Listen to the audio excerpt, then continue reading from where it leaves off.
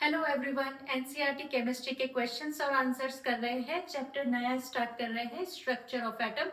Question number 1 already लिखा हुआ है और आंसर भी मैंने लिखा है। Calculate the number of electrons which will together weigh 1 gram. कितने सारे इलेक्ट्रॉन को एक साथ में ले लें कि उसका वेट हो जाए 1 ग्राम। ठीक है, अब हमको ये पता होना चाहिए यहाँ पे कि 1 इलेक्ट्रॉन का मास क्या है। तो चैप्टर स्ट्रक्चर ऑफ एटम में ये दिया हुआ है कि 1 इलेक्ट्रॉन का जो मास होता है उसकी वैल्यू होती है 9.1 मल्टीप्लाई 10 की पावर -31 किलोग्राम। ये याद करने का है। ये जब भी ये चैप्टर आप पढ़ोगे तो ये जो वैल्यू है वो हमको बाय हार्ट करनी पड़ती है, इसको याद करना पड़ता है। ठीक है, देखो मास ऑफ 1 इलेक्ट्रॉन इज 9.1 10 की पावर -31 किलोग्राम। तो 1 ग्राम अपन को क्या पूछा है कि कितने इलेक्ट्रॉन, कितने नंबर ऑफ इलेक्ट्रॉन्स अपन ऐसे ले कि उसका वेट हो जाए 1 ग्राम। ठीक है, अपनी ये जो वैल्यू है 1 इलेक्ट्रॉन के मास की वो किलोग्राम में है। ठीक है, और उसने पूछा क्या है 1 ग्राम। तो सबसे पहले अपन 1 ग्राम को किलोग्राम में चेंज करेंगे तो वो हो गया 1 किलोग्राम इज इक्वल टू 1000 ग्राम होता है। तो उसको अपन ऐसे लिख सकते हैं कि 1 ग्राम इज इक्वल टू हो गया 1 की पावर 1 मल्टीप्लाई 10 की पावर -3 किलोग्राम। ठीक है, देखो ग्राम को अपन ने 1 ग्राम को किलोग्राम में चेंज कर लिया है। 1 इलेक्ट्रॉन का मास हमारे पास है। अब हमको सिर्फ क्या निकालना है कि कितने इलेक्ट्रॉन्स हैं जिसका वेट ये हो जाएगा 1 ग्राम हो जाएगा, या किलोग्राम में बोले तो 10 की पावर -3 किलोग्राम हो जाएगा। ठीक है, लेट्स स्टार्ट कि अगर 9.1 मल्टीप्लाई 10 की पावर -31 किलोग्राम वेट होता है 1 इलेक्ट्रॉन का, तो 1 की मल्टीप्लाई 10 की पावर -3 किलोग्राम वेट होगा कितने इलेक्ट्रॉन्स का। सो 1 divide by this value and multiply with this value. तो यहाँ पे ये आंसर आएगा।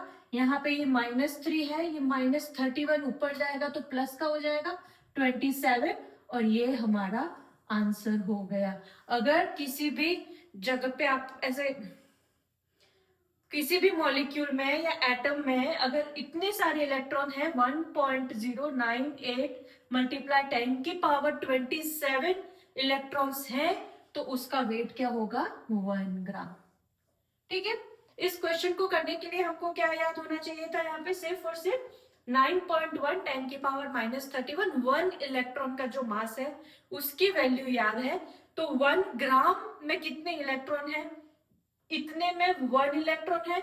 तो यहाँ पे कोई भी मास दे दिया, 1 ग्राम दे दिया, 5 ग्राम्स दे दिया, 2 किलोग्राम्स दे दिया, जो भी दे दिया, अपन ये जो इक्वेशन है कि 1 इलेक्ट्रॉन का मास इतना है तो इसमें कितने इलेक्ट्रॉन, वो यहाँ पे ये वाली कैलकुलेशन से निकाल सकते हैं। ठीक है, क्वेश्चन नंबर 1 का है सेकेंड पार्ट है calculate the mass and charge of 1 mole electron.